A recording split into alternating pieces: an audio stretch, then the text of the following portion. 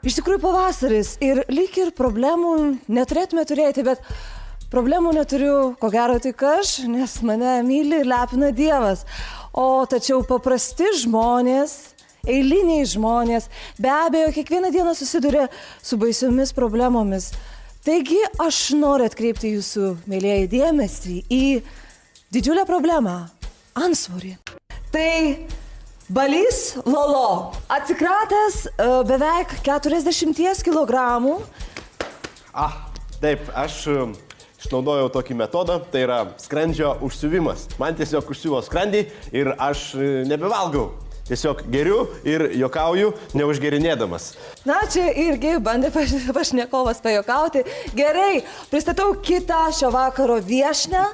Tai yra Rimantė Valiukaitė. Rimantė yra dainininkių dublerė.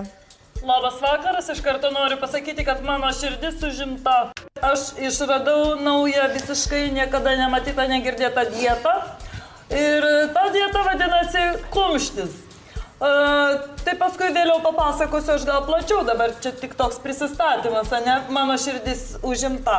Na ką, tai yra visiems gerai pažįstamas Seimo šokėjėlis. Audrius Pružgalvis. Labas vakaras, Audriau.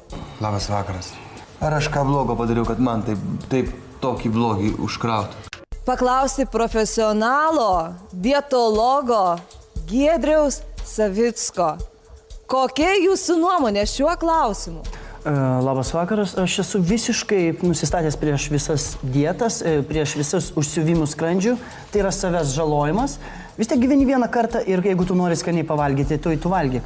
Reikia naudoti kitus metodus kaip aš, reikia juos kurti ir reikia žiūrėti naujausias technologijas. Šiandien aš norėčiau jums gal iš pat pradžių mes pristatykime mano naujausią kūrinį.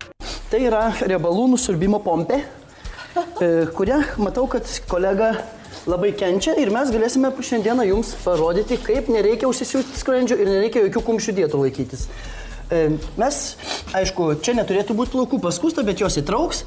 Turėtų būti bambė švari, nes tada mažiau šlakų ir mes jungiame.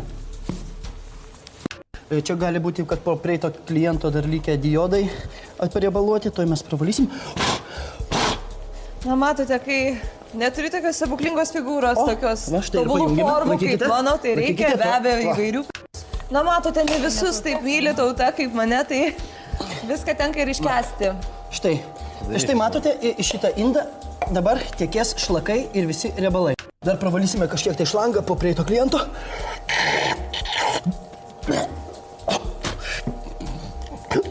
O, jau bėga. Taip, oi. Dabar svarbiausias yra įjungimas. Šiek tiek gali krestelti, bet nieko.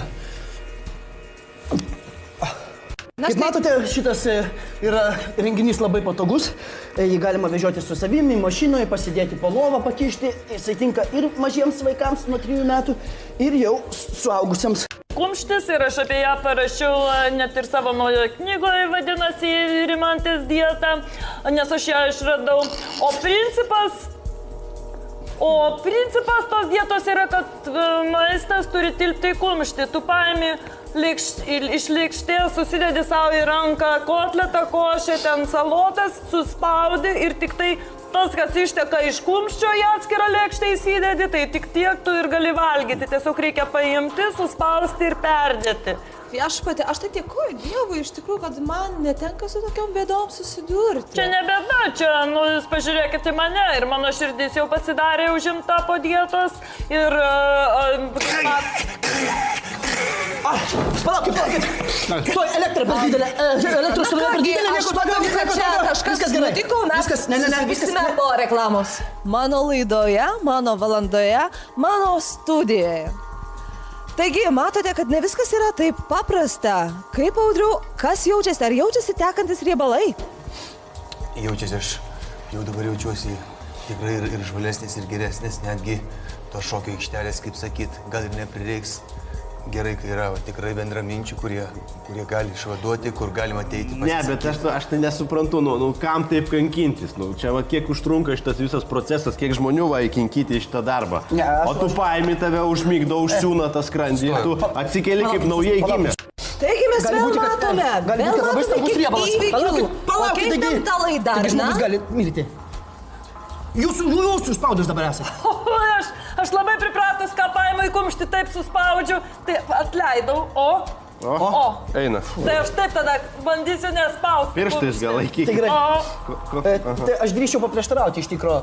Aš esu išbandęs viską gyvenime, aš irgi buvau labai storas, kojas ant kojos negalėjau užsidėti ir bandžiau visas dietas, niekas nepadėjo. Aš svėriau 65 kg ir negalėjau išeiti į gatvę. Iš tikrųjų, niekur negalėjau pasirodyti. Mane visi eidavo ir vaikai dainuodavo, koks storas pomidoras. Cepeliną paimu į kumštį, suspaudžiu ir suvalgau. Ir jisai man visai neina į svorį, pažiūrėkit, kaip aš atrodau. Tai yra visiškai ir aš dabar apie tai vaikštau per visus laikraščius, per visas laidas ir noriu visiems žmonėms pasakyti, kad numesti svorį yra taip paprasta. Tiesiog paimti maistą į kumštį, spausti ir viskas. Bet jūs galite numesti svorį nuo viso kūno, bet nuo nosies jūsų, jūs tikrai nenumestumėt, o jinai yra iš tikrųjų, pasakykite, jūsų ir mama pasakytų, kad jinai yra per ilga. Audriau. Tai yra ne tai, kad priekaištas, tai yra širdies ir kūno skausmas. Todėl, kad negalima drausti žmogui, o yra uždrausta dabar kaip man žmogui valdančiam valstybės stovinčiam prie vairo, kaip man... Jums uždraudė šokti? Taip, uždraudė šokti ir kaip man su tokiu kūnu dabar gyventi. Nes šokis yra judesys, kuriame tu degini riebalą, kuriame tu degini mintis nereikalingas, tu ir prisidedi prie visuomenės labo. Todėl, kad tai yra tam tikra estetika, tai yra etika, tai yra kultūra, kurią tu skiepiji. Aš galėčiau pridurti, bet jūs turbūt, kai valgote, daugiau negu kumštį suvalgote. Jeigu tu nedalyvauji televizijoje, laidose ir visur kitur, tai čia yra labai baisus stresas, tu storėjai tada. Tai aš noriu pagirti šitie, kurie dabar šou didėjai, visi kaip pokyčiai atsiras. Ir tenai bus, aišku, svarbiausias dalykas, tai yra, ką aš ir noriu sakyti visiems žmonėms, kad jokios dietos nepadės, jokie vitaminai nepadės. Svarbiausia yra plastinės operacijos. Iš tikrųjų, aš iš savo vidinių šlaunų irgi viską įsipjoviau, nusisiurbiau nuo kaklo, nuo pasmakrės, nuo žandų. Nu tai va. Ir iš tikrųjų pats ir šitose laidose dalyvaus mano nuostabioji stebuklingoji Pompė, kuri ir padės visiems dalyviams ir jūs pamatysit, kokie rezultatai iš tikrųjų. Ir tokių šou tikrai reikia, todėl kad jie padeda žmonėms, jie padeda ir Lietuvai. Iš tiesų, televizija yra stebuklingas dalykas. Jis žmogų gražina, taurina, gerina.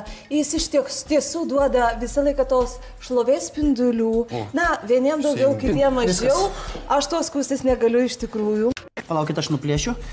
Gali atsirasti žaidelė, tai aš jums užklipinsiu nuo savo žaizdelės. Skaudės truputį.